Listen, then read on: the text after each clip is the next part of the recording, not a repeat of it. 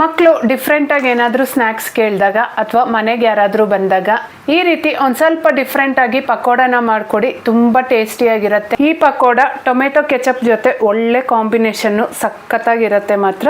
ಬನ್ನಿ ಯಾವ ರೀತಿ ಮಾಡೋದು ನೋಡೋಣ. ಮೊದಲಿಗೆ ನಾನಿಲ್ಲಿ 2 ಸ್ವೀಟ್ ಕಾರ್ನ್ನ ತೊಗೊಂಡಿದ್ದೀನಿ. ಈ ಸ್ವೀಟ್ ಕಾರ್ನ್ನ ಕಾಳೇನು ಬಿಡಿಸ್ಕೊಂಡಿರ ಈ ರೀತಿ ಸಣ್ಣ ಸಣ್ಣಕ್ಕೆ ಕಟ್ ಮಾಡ್ಕೋಬೇಕು.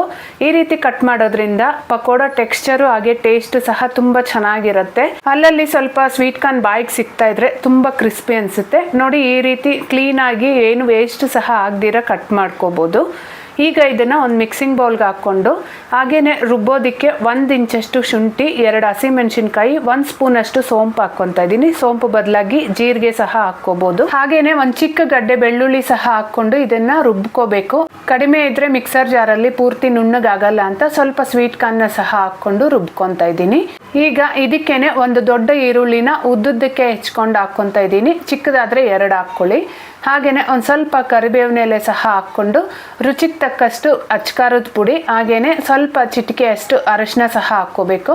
ಹಾಗೇನೆ ರುಚಿಗೆ ಬೇಕಾಗಿರೋಷ್ಟು ಉಪ್ಪು ಸಹ ಹಾಕ್ಕೊಂಡು ಇದನ್ನ ನೀರೇನು ಹಾಕ್ದಿರ ಹಾಗೇನೆ ಚೆನ್ನಾಗಿ ಮಿಕ್ಸ್ ಮಾಡ್ಕೋಬೇಕು. ಕೈಯಲ್ಲೇ ಈ ರೀತಿ ಚೆನ್ನಾಗಿ ಕಿವುಚಿ ಮಿಕ್ಸ್ ಮಾಡೋದ್ರಿಂದ ಈರುಳ್ಳಿ ಹಾಗೆ ಸ್ವೀಟ್ ಕಾರ್ನಲ್ಲೇ ನೀರಿನ ಅಂಶ ಇರುತ್ತಲ್ಲ, ಅದೆಲ್ಲ ಒಂದು ಸ್ವಲ್ಪ ನೀರು ಬಿಟ್ಕೊಳತ್ತೆ. ಈಗ ಇದಕ್ಕೆ 1 ಸ್ಪೂನಷ್ಟು ಬಿಸಿ ಬಿಸಿ ಎಣ್ಣೆ ಹಾಕ್ಕೋಬೇಕು. ಹಾಗೆ 2 ಸ್ಪೂನಷ್ಟು ಅಕ್ಕಿ ಹಿಟ್ಟು ಹಾಕ್ಕೊಂಡು ಹಾಗೇನೆ ಒಂದು ಸ್ವಲ್ಪನೇ ಕಡಲೆ ಹಿಟ್ಟನ್ನ ಸಹ ಹಾಕ್ಕೊಂಡು ಚೆನ್ನಾಗಿ ಮಿಕ್ಸ್ ಮಾಡ್ಕೋಬೇಕು.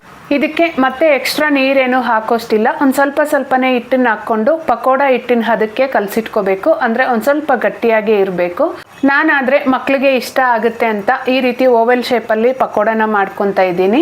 ಈಗ ಸ್ಟವ್ ಮೇಲೆ ಬಾಣಲಿನ ಇಟ್ಕೊಂಡು ಎಣ್ಣೆ ಚೆನ್ನಾಗಿ ಬಿಸಿ ಆದಮೇಲೆ ಮೀಡಿಯಂ ಫ್ಲೇಮ್ಗೆ ಇಟ್ಕೊಂಡು ಪಕೋಡನ ಹಾಕ್ಕೊಂಡು 2 ಕಡೆ ಕ್ರಿಸ್ಪಿಯಾಗಿ ಫ್ರೈ ಮಾಡ್ಕೊಳ್ಳೋದಷ್ಟೇ. ಪಕೋಡ ಮಾತ್ರ ತುಂಬ ಟೇಸ್ಟಿಯಾಗಿ ಬಂದಿತ್ತು. ನಿಮಗೂ ಮಾಡಬೇಕು ಅನ್ನಿಸ್ತಾ ಇದೆಯಲ್ವಾ? ಇನ್ಯಾಕೆ ತಡ, ಒಂದ್ಸರಿ ಟ್ರೈ ಮಾಡಿ ಹೇಗಾಯ್ತು ಅಂತ ಕಮೆಂಟ್ ಮಾಡಿ. ಇಷ್ಟ ಆದರೆ ವಿಡಿಯೋನ ಲೈಕ್ ಮಾಡಿ. ಬಾಯ್.